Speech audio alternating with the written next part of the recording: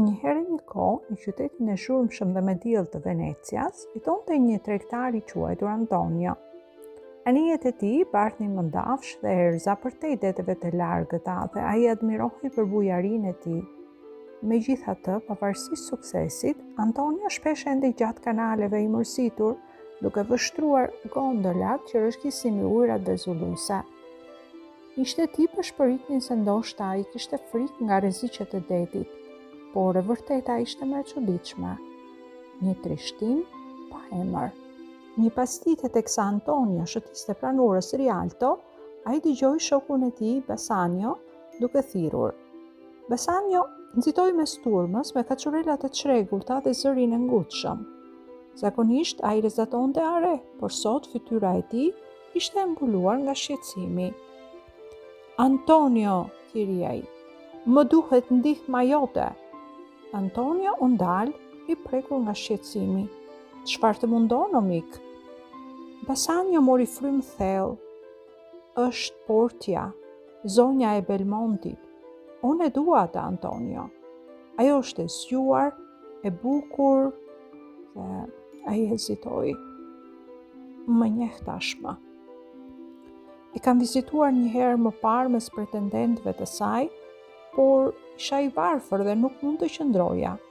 Megjithatë, besoj se dhe ajo më pëlqen, por Portia është e lidhur me vullnetin e tijatit.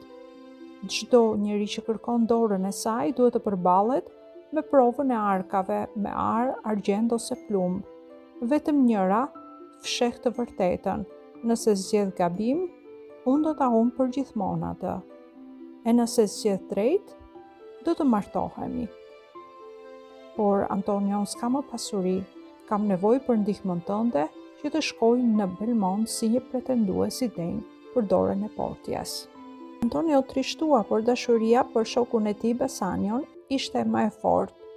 Miku im, tha ai but, pasuria ime është në anije, unë nuk kam monedha në dorë, por do të gjej një mënyrë për ty. Do të bëj gjithçka që kam në dorë.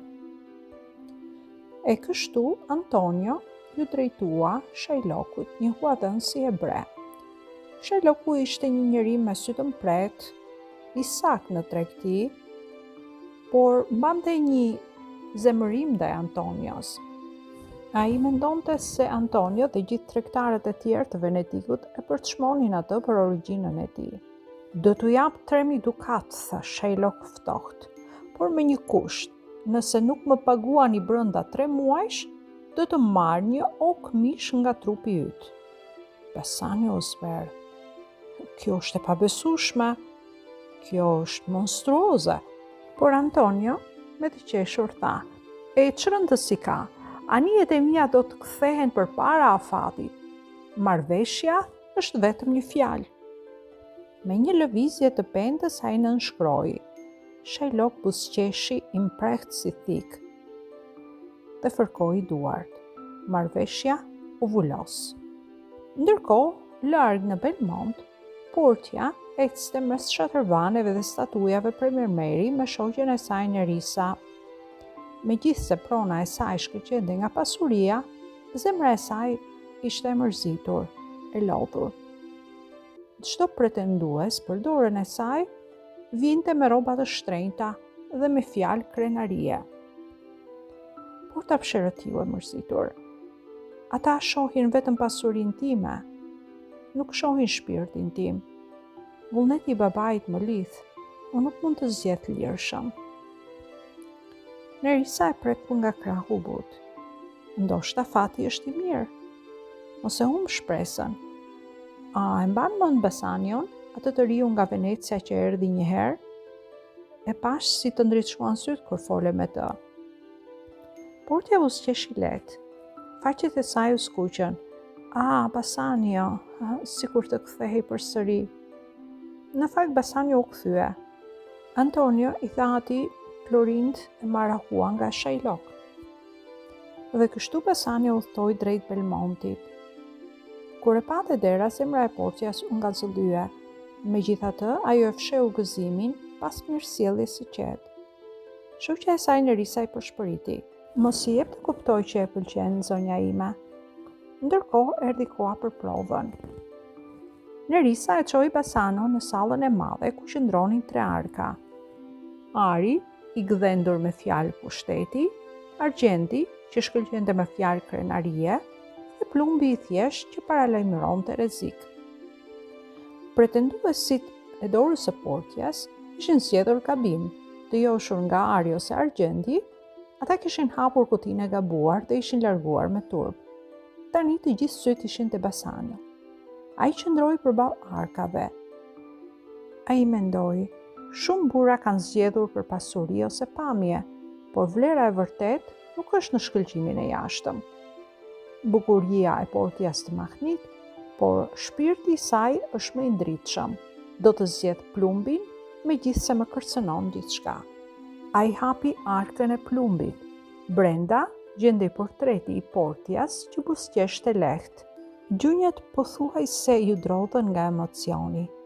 Është ajo. Nuk mund ta besoj. Sytë e Portias u mbushën me gëzim. Ajo i kapi duart.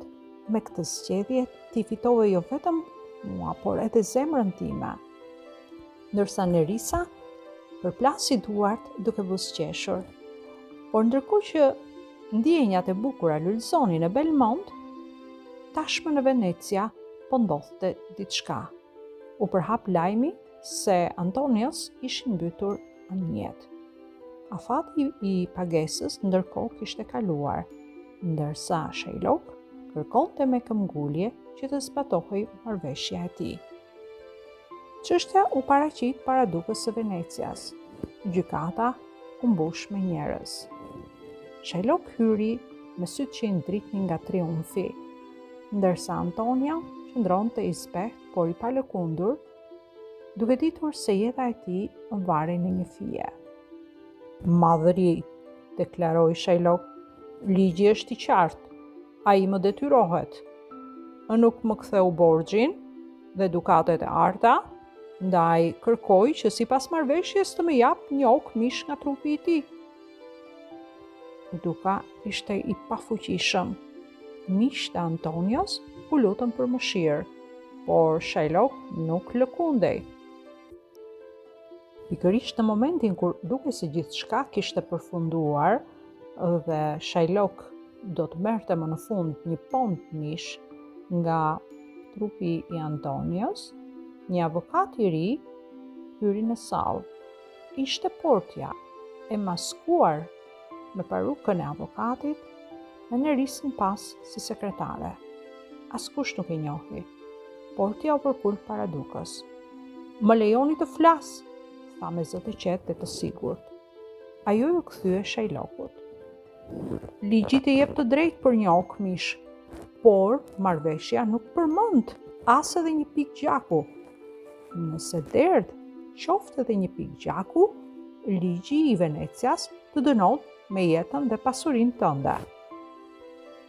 Shylock u zverdh. Nuk është e mundur, tha ai.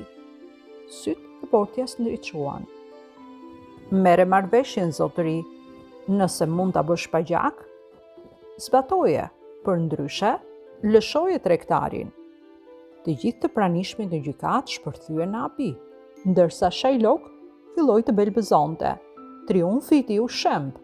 Ai u ndiej poshtëruar dhe u largua me duart bosh, ndërsa Antonio u shpëtua nga detyrimi. Aq e papritur ishte kjo kthesë e ngjarjeve, saqë shokët nuk dinin se çfarë të bënin nga gëzimi. Por surpriza e vërtet ishte kur Portia dhe Nerissa zbuluan identitetin e tyre. Bassanio nuk mund të besonte syve. Gruaja që donte më shumë kishte shpëtuar jetën e mikut të tij të shtrenjtë, dhe për të nuk kishte gëzim më të madh. Ndërsa në Belmont u bë një festë madhështore. Kopshet u mbushën me muzikë, vallëzime e festë.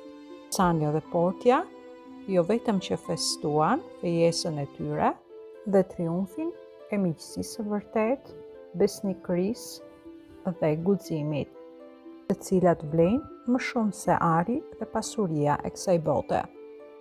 Dhe mes gëzimit, një mësim mbeti. Dashuria e udhëhequr dhe nga mençuria dhe mirëkuptimi mund të mbosht edhe kurthet më të errta.